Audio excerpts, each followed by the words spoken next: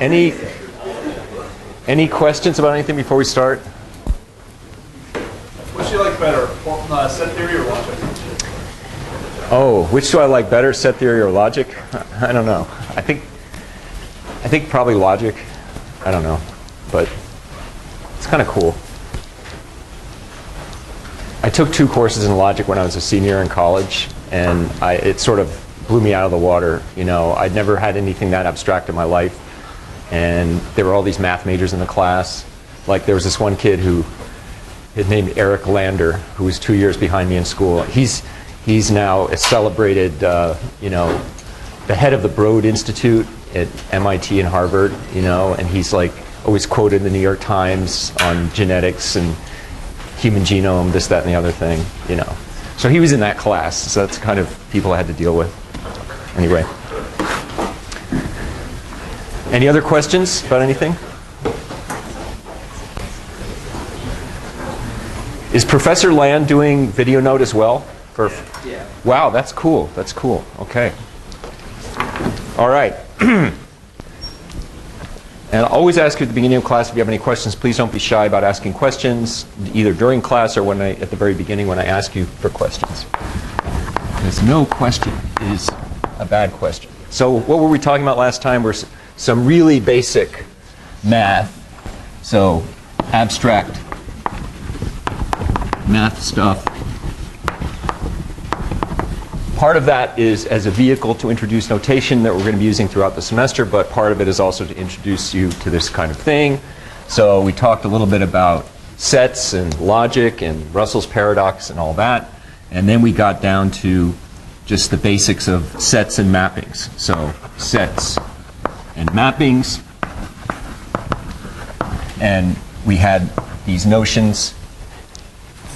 If you have a mapping from A to B, it can be injective, which means that any 2 different things in A go to different things in B.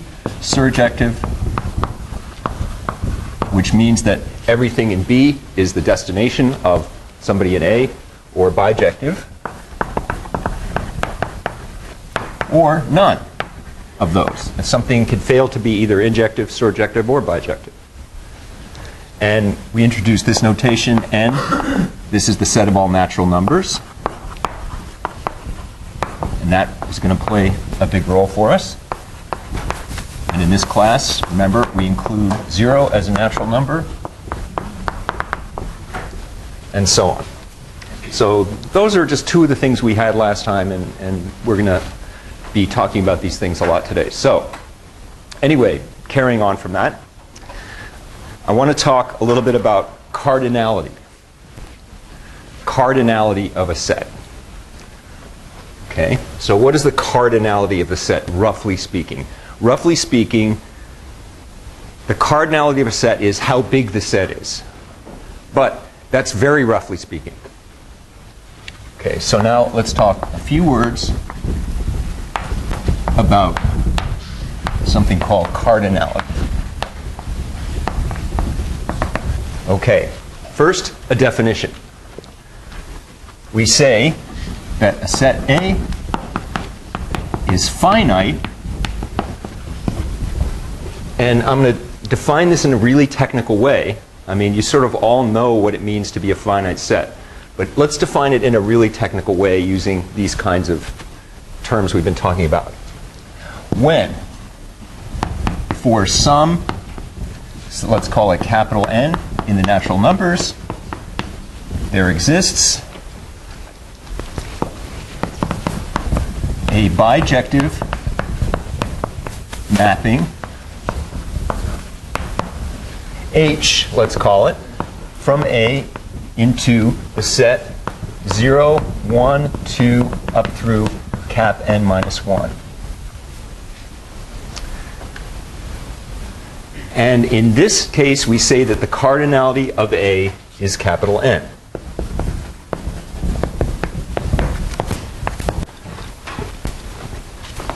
Card A equals capital N.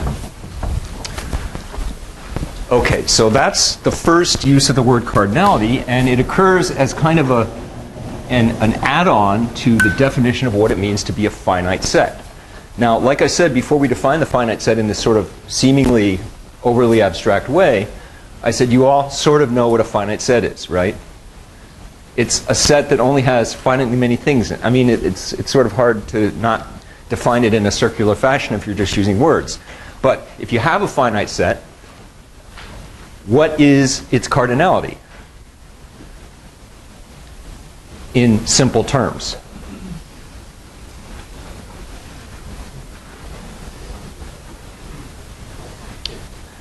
I may be asking this in a way that isn't clear what I want you to say. I'm thinking the following. If A is a finite set, its cardinality is just the number of elements in A. Right? That's all it is. So note, A finite means that card A is just equal to the number of elements in A. Fair enough? So that's when cardinality has this nice crisp definition. When you have a finite set, it's just the number of elements in the set. A set is infinite. What's going to be the definition of infinite? Simple. If it's not finite, right? So we say a set A is infinite when A is not finite. So that's kind of a seemingly empty definition. But remember, set theory is hard, and it isn't settled yet. And one of the axioms of ZFC, Zermelo-Fraenkel set theory that I mentioned to you last time, together with the axiom of choice, one of the axioms of that theory is that there exists an infinite set. In other words, what is an axiom? An axiom is something that's assumed a priori. It's not something you prove from more basic stuff.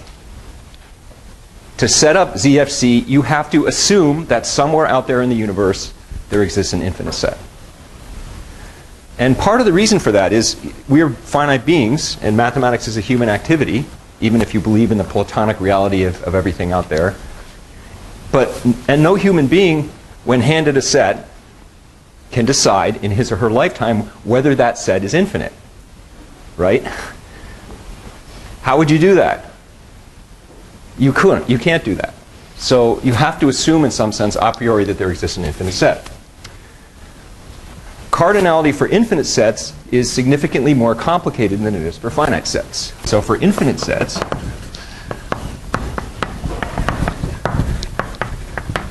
we worry about cardinality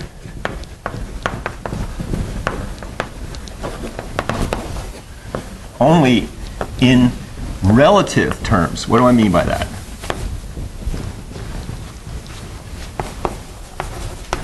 That is to say, if A is infinite,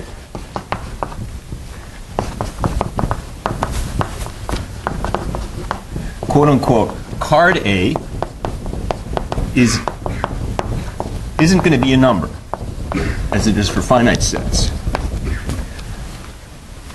And the kind of statements that we'll be interested in verifying the truth or falsehood of, so we'll look only at statements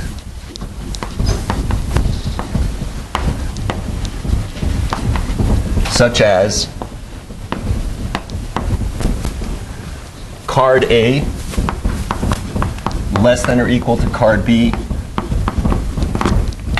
I can't lose this chalk because I didn't have time to go upstairs and get more chalk. And I have to use this one right down to the very bottom, and I have one piece left from last time. So card A less than or equal to card B, or card A equals card B. And actually, I'm going to stop at those two.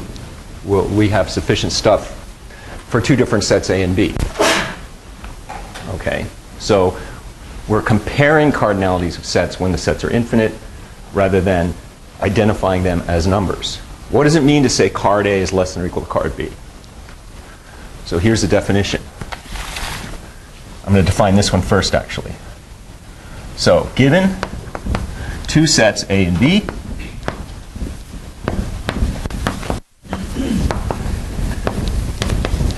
And these sets don't have to be infinite. They could be finite. These definitions I'm going to give you hold equally well for finite sets. So these are finite or infinite. We say that card A equals card B when what? What is it? I said when we started talking about cardinality, cardinality is going to be sort of like how big is the set? So if two sets have equal cardinality, they have quote unquote the same size in some sense. So what is that going to mean? It's going to mean that you can put them in one-to-one correspondence with each other. And last time, we characterized one-to-one correspondence between sets as the existence of a bijective mapping between the two sets. So card A and card B are the same when there exists a bijective. I really feel like my writing is sloppy on the board, but part of it is because of the short chalk. But if it's too hard for you to read, please let me know. A bijective mapping H from A into B. That's what it means for card A to equal card B. And we say card A is less than or equal to card B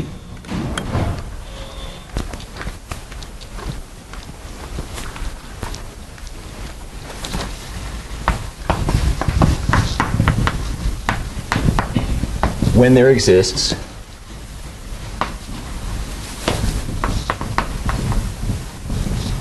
and what kind of mapping do you think we're going to need to say card A is less than or equal to card B? Just hazard a guess, somebody. Someone says surjective. We want A to be smaller than B somehow. Surjective means everything in B is the image of something in A under the mapping. So how can that happen if A is kind of smaller than B? Right? So it's the other one we want. We want there to be an injective mapping.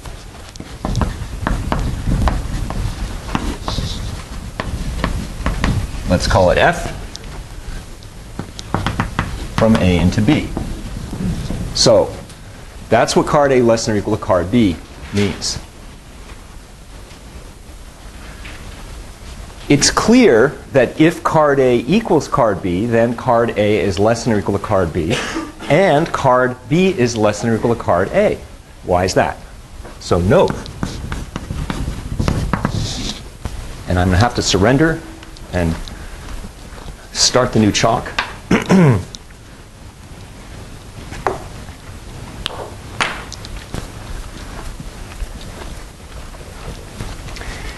If card A equals card B,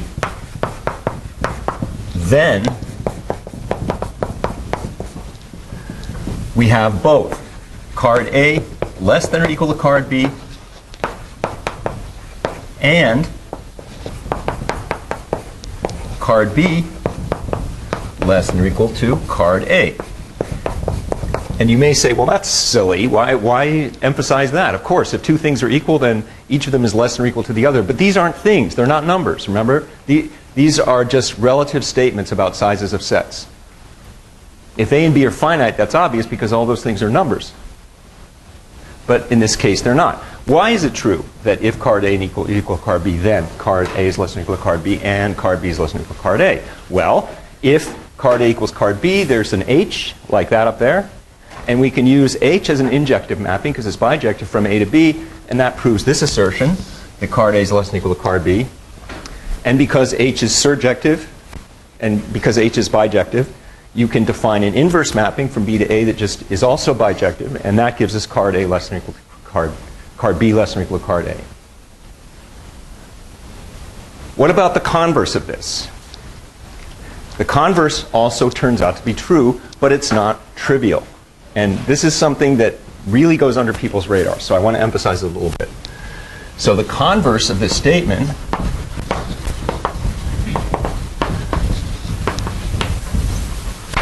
while true is far from trivial. Okay, what is the converse?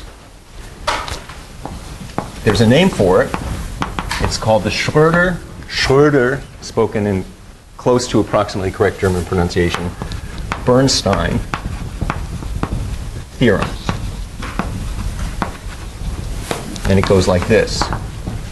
If card A is less than or equal to card B, and card B less than or equal to card A, then the cardinalities of A and B are the same.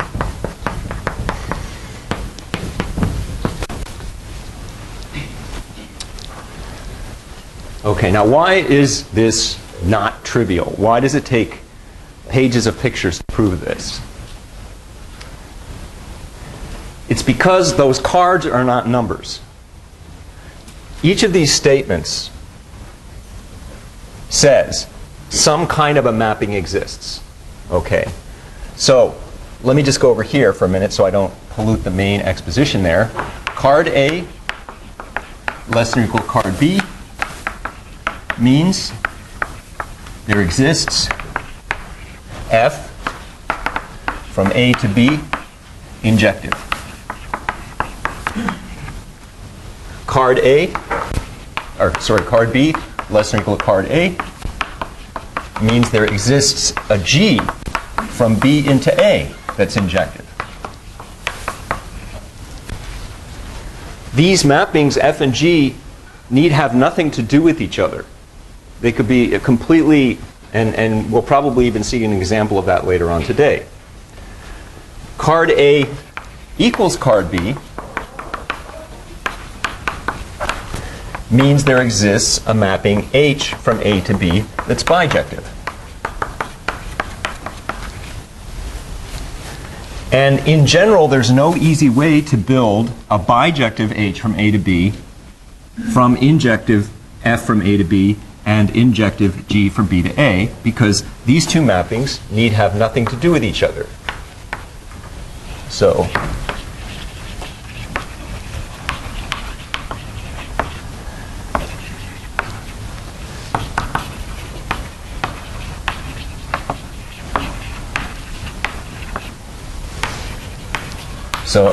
it's hard to see, at least it is for me. Maybe it's easy for you. Okay? It's hard to see how to build an H.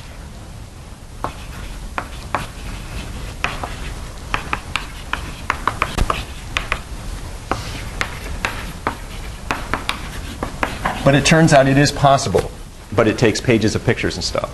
And the very first homework problem on the first homework assignment is for you to go online and look up one of those pictorial proofs of the Schröder-Bernstein theorem and see if you can get it from that.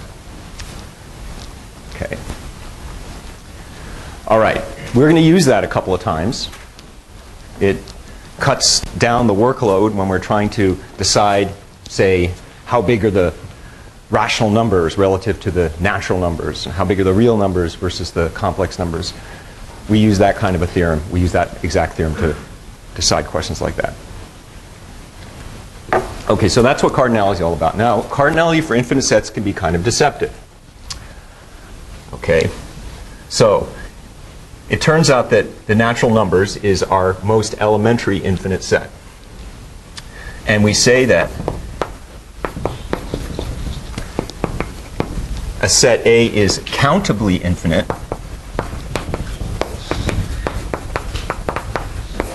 when what? Cardinality of A is equal to the cardinality of the natural numbers. What does that mean? That means that there exists a bijective mapping between A and the natural numbers. So you can put, and I'll write out a colloquial sentence to go with it. You can set up a one-to-one correspondence between A and the natural numbers via a bijective mapping H from A into the natural numbers.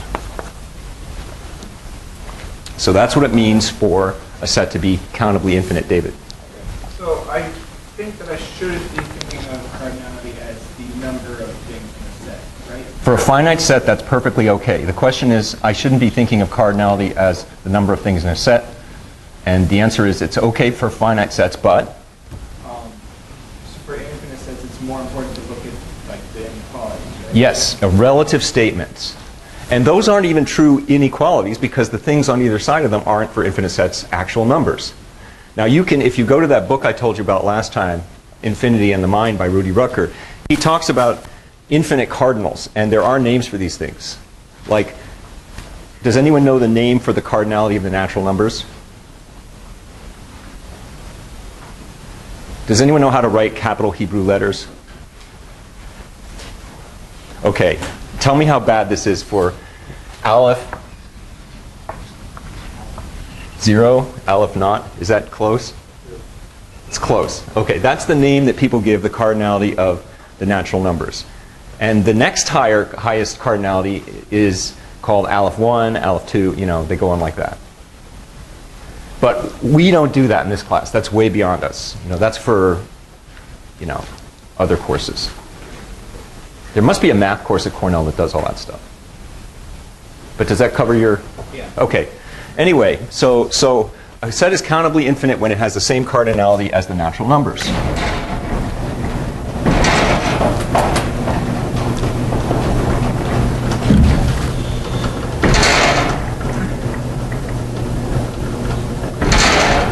Boy,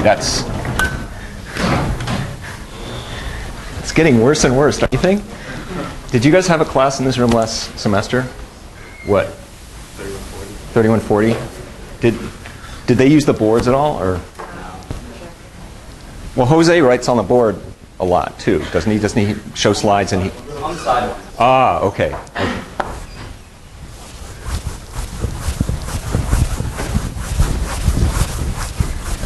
Does he say the same things a lot in class that he says when he's talking to us, like at the end of the day?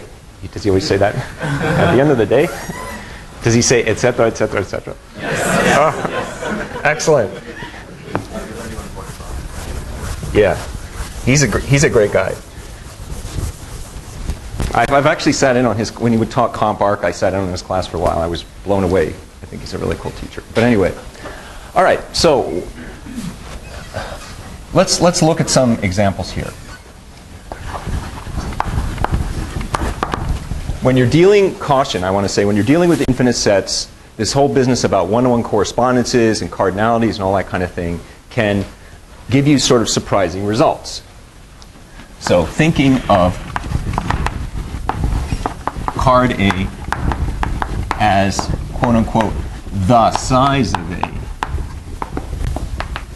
is kind of subtle when A is infinite. And classic example of that is, suppose I let n sub e, let that be the set of all even natural numbers. So that's the set 0, 2, 4, 6, 8, and so on. Now, clearly, n sub e is a proper subset of the natural numbers, right? So n sub e is a proper subset. It's contained in and not equal to the natural numbers.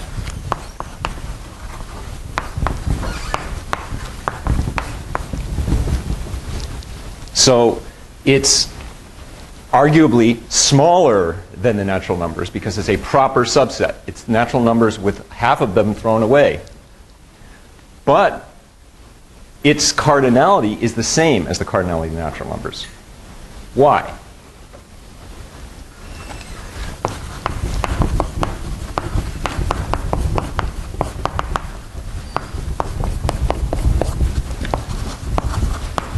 What do you have to do to show that the cardinality of two sets are the same? Rhett. Yeah, show a bijective mapping. Tell me a good bijective mapping from one of those to the other one.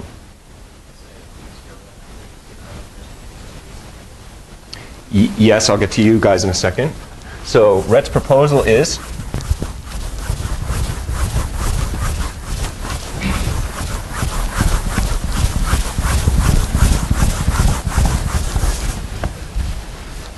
to do the following. To complete this sentence by saying because the mapping H from n into NE defined by H of little n is equal to 2n for all n, that mapping is bijective. That's what you were saying, right? Yeah. Okay, so we had two questions, one from David and one from Manish, I think. Oh, no, it wasn't. You were proposing that? Was anyone thinking of doing n over 2 from the ne sub e into the n's? Okay. One of those is probably the half full way of solving the problem, and one of them is probably the half empty way, and I'm not really sure which one is which. But anyway, so the bottom line is when you have an infinite set, and we'll see numerous, no pun intended, examples of that. The situation being that the set is the same cardinality as a proper subset of itself. Okay? All right, what's the next example of something like that? That comes from the next set of numbers we're going to talk about. So now, let's talk about the integers.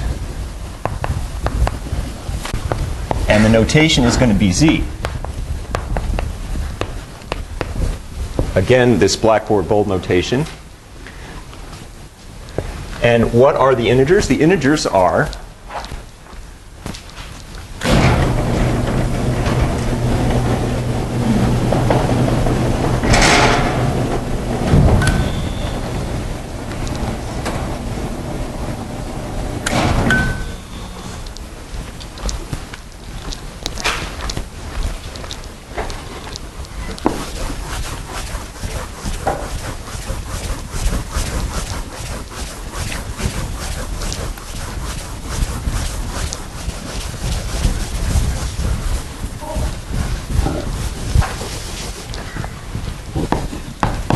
just the set of all natural numbers and minus all the natural numbers. So the integers start with dot, dot, dot, and then you get minus 3, minus 2, minus 1, 0, 1, 2, 3, 4, etc.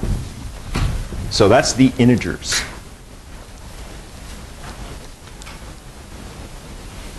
You can think of the natural numbers as a proper subset of the integers, just the ones starting at 0 and going off to the right. So note, you can think of n as a proper subset of z. Notice that the integers, on the integers, we have defined exactly the same operations we had on the natural numbers, that plus, the times, right? We have identity elements for both plus and times. So on z, as on n, we have the plus and times operations together with identity elements. I went over those last time. But what's new here? What do we have in the integers that we didn't have in the natural numbers in terms of these operations? Remember when we talked about the natural numbers, I said, in the natural numbers you have, yeah. You say that a little louder. Yes, exactly. That's exactly what I was looking for someone to say. We have an additive inverse for everybody. For everybody in the integers, there's somebody else that when you add it to that person, or whatever anthropomorphized word you want to use for the integer, you get the identity element for addition, which is 0. So, but now, every element actually has an additive inverse. And what about multiplicative inverses? How many integers have multiplicative inverses? 2, yeah. 1 and minus 1, those are the only ones. So only 1 and minus 1 have multiplicative inverses.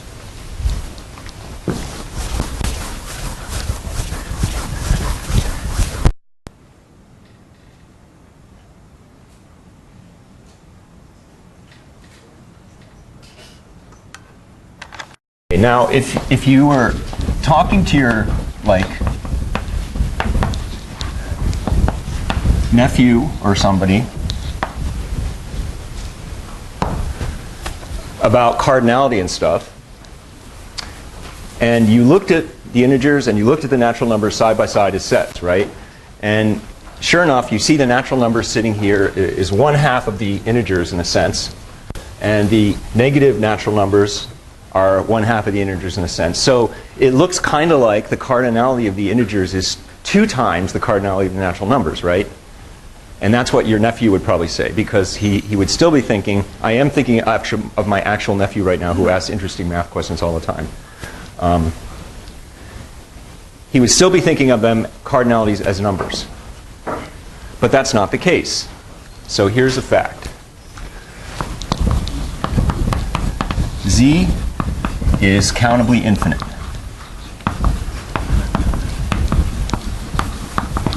That is to say, cardinality of Z is equal to cardinality of N. Okay, so what I want to do is I want to show this by defining. So to see why,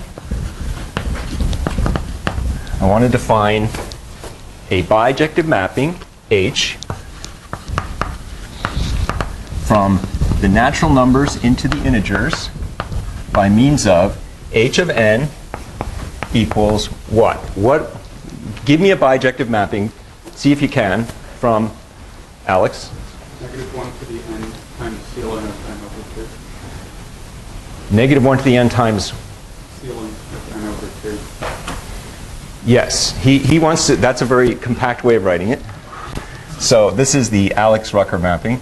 -1 to the n times the upper integer part of n over 2 for all n.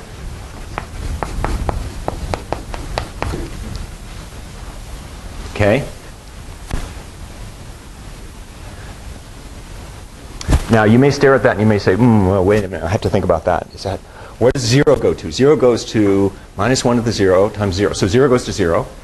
Okay, what does 1 go to? It goes to -1 times 1. So 1 goes to -1. What does 2 go to? It goes to 1. Oh, hey, it looks like the non-negative integers, or the non-negative integers come from the even natural numbers, right? And the negative integers come from the odd natural numbers. And that's what I was thinking of doing, but I wasn't thinking of writing in this clever, compact way. I was thinking of writing it as follows. It's equal to n over 2 when n is even in the natural numbers, and n plus 1 over 2 with a minus sign in front of it when n is odd. And that's exactly the same as the mapping he defined, but defined in a more pedestrian engineering kind of way. Okay. Everybody see that? In some sense, what we've done is we've divided the integers up by parity, and we've mapped the even natural numbers onto the, or we've divided we've divided the natural numbers up according to parity and mapped the even ones onto the positive integers, the non-negative integers, and the odd ones onto the negative integers. Okay, so once again we have this situation where a proper subset of another set has the same cardinality, is the same size, even though we've thrown out numerous elements. In fact, innumerable elements. All right. So that's the integers. And again, part of this is to introduce you to notation. We're going to be using that capital N notation, the capital Z notation. what's the next set of numbers we want to talk about? What's missing from the integers that we wish we had? Wait till the board stops so I can hear you. Okay, what's missing from the integers that we wish we had? Yeah. A second dimension. A second dimension. Why do you want to go there? You know, why do we wish we had a second dimension? What's your name, by the way? Varun. Varun. I've met you in my office before, but Oh, and he corrected me about Cher. Actually, Cher's last name has not been Sarkeesian for about 40 years now. She officially, legally changed her name to just Cher, like in the 70s at some point. Yeah, like 78. Yeah, so he knows his Cher trivia. Sent me the link and everything. Okay, Aiden, did you have a? Multiplicative inverses. Yes, that's what I'd rather have them than a second dimension any day, to tell you the truth. All right, so let's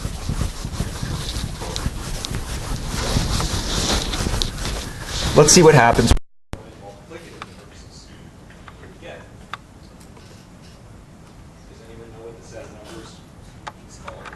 The set of numbers that has multiplicative inverses for all the integers and also has operations of plus and times that work the way they're supposed to work? The rational numbers.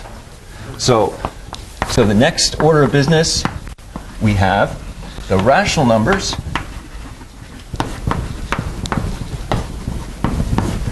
Q is what we call those.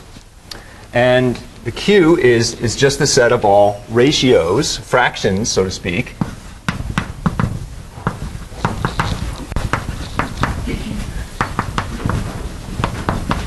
And here's where it gets subtle. The fractions say, let's call it m over n, where m and n are in the integers, and n is not equal to 0. Okay, so what is a fraction? That's the question. Why is that a subtle question? Well, I want to pause a minute and think back to the Greeks, all right? And who was it who was talking to me about reading Morris Klein's book in secondary school? Yeah. When the Greeks had a grip on rational numbers, but they didn't think of m over n as being like something that's an actual, in between integers kind of thing, right? They thought of it as a separate entity. So here's a sort of a pause here. The Greeks it would never occur to the Greeks to write, say, 7 over 1 equals 7. Or, quote, say, 6 over 2 equals 3. So this wouldn't occur to the Greeks. Because to the Greeks, these fractions, these ratios, were different animals than integers. So fractions, ratios, if you want to call them that, and integers were different sort of species.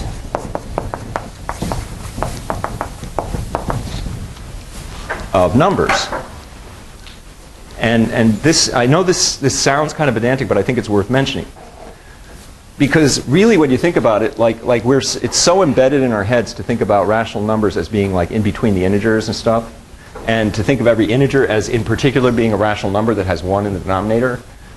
It's so embedded in our heads to think that way that it's hard to sort of back off and think that way back then people didn't think that way. So you really do have to answer non-trivially what the word fraction means. Because, for example, 6 over 2 is the same as 21 over 7. It's the same as 3 times 10 to the 59th over 10 to the 59th. Right? So you have to regard to fractions as being equivalent in some sense if they have factors that cancel and they come out to, you have to be careful. And if you want to read about that a little bit, you could look in the monograph. I'm not going to go through it in the class. So thinking about what a fraction is a delicate thing. Now, here's a story, and this might be an urban legend, but or actually it would be more of an Aegean legend or Cretan legend or something, because it's about Pythagoras. Pythagoras had this cult. You've all heard of the Pythagorean theorem, right? You know, a squared plus b squared equals c squared. Well, he had this sort of cult that was based on rational numbers. You know, everything that was rational was very cool, and irrational things were not to be thought of. You know, they were really dangerous.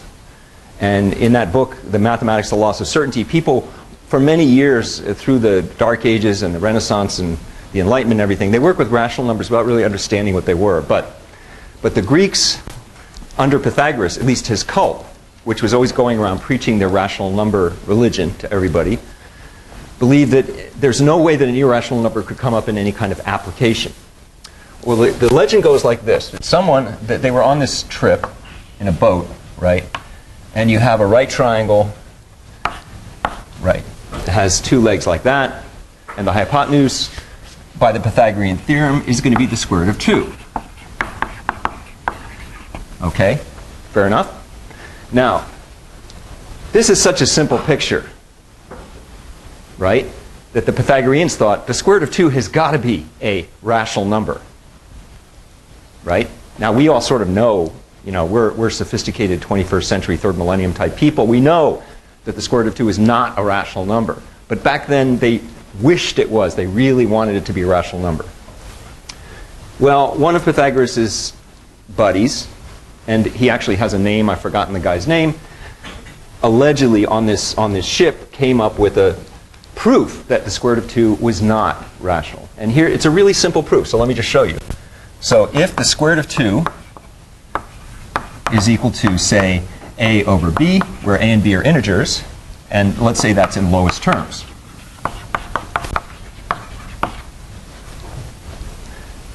So all the common factors in the ratio are canceled. They did that too. They cancel common factors. Then what do we know? Well, then we know that by squaring both sides, 2 is equal to a squared over b squared, which implies that a squared is equal to 2b squared, which means that a squared is even, which means that a is even, right? If the square of an odd number is odd. But since a is even, a has to be equal to 2c for some other integer c, which means that a squared is equal to 4c squared. And what happens when you plug that in there? You get 2c squared is equal to b squared, which means b is even. So a and b are both even. But wait, the fraction's in lowest terms. So they can't both be even, right? Get that? Contradiction. So he runs up on the deck, and he shows this to Pythagoras and others, and guess what happened? They threw him off the ship. I'm so not kidding. That's the legend. Now you can look up the guy's name. I forget. It's one of those tragic Greek sounding names starting with an O, I think. But you know, Orestes or whatever. But now you know how to prove using the Pythagorean theorem that the square root of 2 is irrational. But anyway, that's the rational numbers. Now what do we get with the rational numbers? You can read more about this business about equivalent ratios and stuff in the monograph, but with the rational numbers we get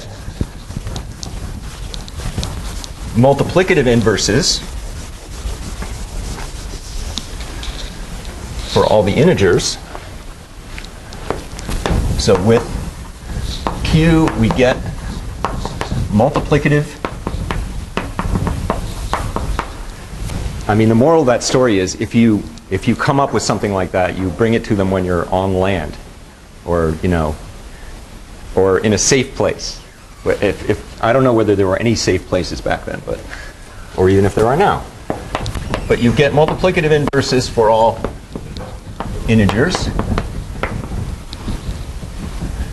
and more. You know, it's like, but wait, there's more. What is the more? Well, we don't just have 1 over n for every n. We have m over n for every n. Why do we need those? We need those so we still have plus times operations that work. So the more is to extend the plus and times operations from Z. Okay, so again, in the rational numbers, you have plus and times operations that are commutative, associative, and times distributes over plus, blah, blah, blah, blah, blah. You have identity elements for both operations. You have additive inverses for everybody. You have multiplicative inverses for everybody non-zero. So I better say that here, all the non-zero integers. And so far, so good. So we have n, we have z, and we have q. And the big picture so far?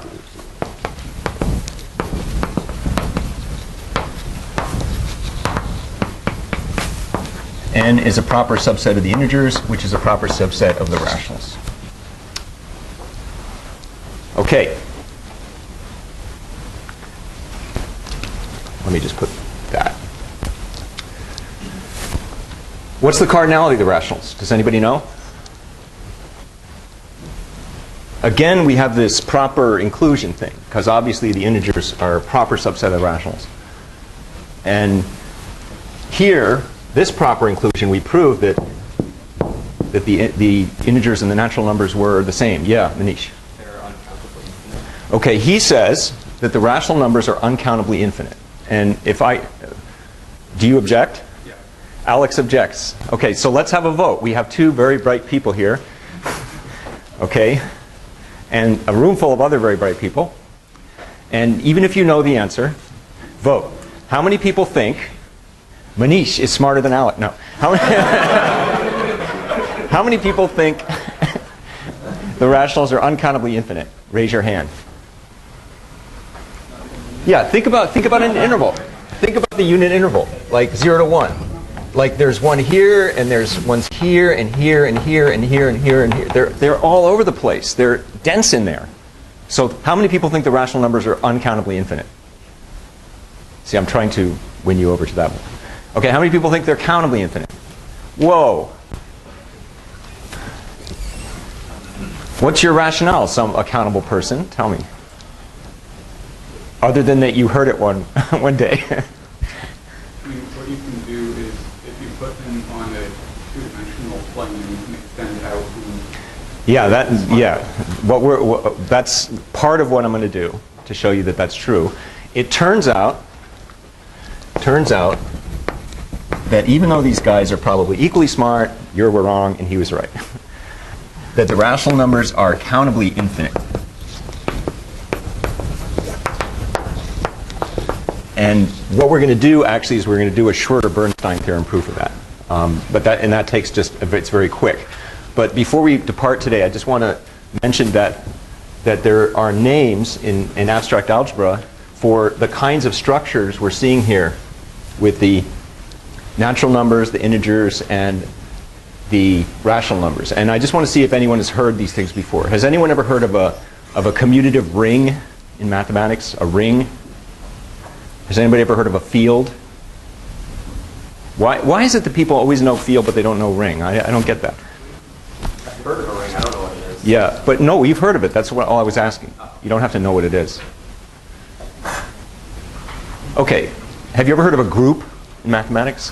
Yeah, group theory, whatever. Anyway, it turns out that the integers are the most elementary example of what's called a commutative ring.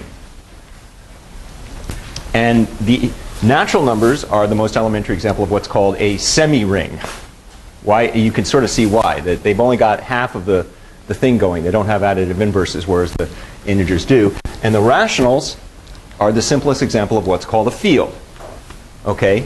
And a ring is precisely something that has an addition operation, a multiplicative operation, identity elements for each, and they're commutative, and one distributes over the other. A field has, in addition, multiplicative inverses. That's it. Okay, so next time we'll do that, and we can make quick work of that and move on.